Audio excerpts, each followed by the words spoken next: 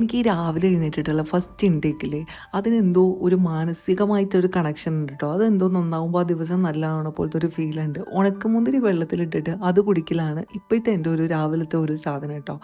പിന്നെ എന്ന് വിചാരിച്ചു ഒരു നൊസ്റ്റു അടിച്ചു ഇന്നലെ. അപ്പോൾ അതായത് നമ്മളുടെ ഉമ്മച്ചിമാരുടെ വീട്ടിൽ എപ്പോഴും രാവിലെ ഉണ്ടായിരുന്നത് അപ്പവും പയറ് തോരനുമായിരുന്നു കേട്ടോ.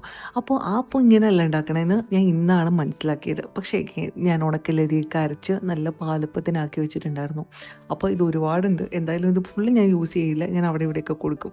അപ്പോൾ എന്താ പറയുക, അങ്ങനെ ഇന്ന് അപ്പം ഉണ്ടാക്കി, നമ്മളുടെ പയർ തോരനും ഉണ്ടാക്കി.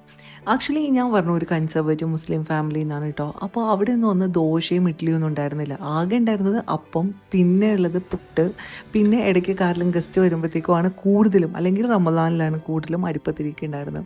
നിങ്ങളുടെയൊക്കെ അവിടെയൊക്കെ ഇങ്ങനെയൊക്കെ തന്നെ ആയിരുന്നു. ഒരു 90s കിഡ്സിന് റിലേറ്റ് ചെയ്യാൻ പറ്റുമായിരിക്കും അല്ലേ?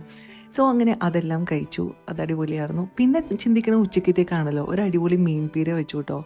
പച്ചമാങ്ങ, ചെറിയുള്ളി, പച്ചമുളക്, ഇഞ്ചി, കറിവേപ്പില, വെളിച്ചെണ്ണ ഇതെല്ലാം കൂടി ഒഴിച്ച് നല്ലോണം മിക്സ് ചെയ്തിട്ട് അതിനകത്തേക്ക് കുറച്ച് ജീരകം കൂടി അരച്ചിട്ട് വേണം കേട്ടോ തേങ്ങ ഇടാനായിട്ട്. എന്നിട്ട് നമ്മുടെ മീനും കൂടിയിട്ട് മിക്സ് ചെയ്തിട്ട് വേവിച്ചെടുക്കുക. അടിപൊളിയായിരുന്നു കേട്ടോ. അങ്ങനെ ഫുഡെല്ലാം കഴിച്ചു. ഒരു ഹാപ്പി ആയിട്ടുള്ള ഒരു ദിവസമായിരുന്നു. ഇനി ഒരു ഷോപ്പിംഗ് ഉണ്ട്. ഒരു ഷോപ്പിങ്ങും കൂടി കഴിഞ്ഞെങ്കിൽ ഇന്നത്തെ ദിവസം അങ്ങോട്ട് അവസാനിപ്പിക്കാൻ പറ്റുള്ളൂ. കാരണം ഒരുപാട് കാര്യങ്ങൾ നമുക്ക് ഈ വീക്കിൽ ചെയ്ത് തീർക്കാനുണ്ടല്ലോ.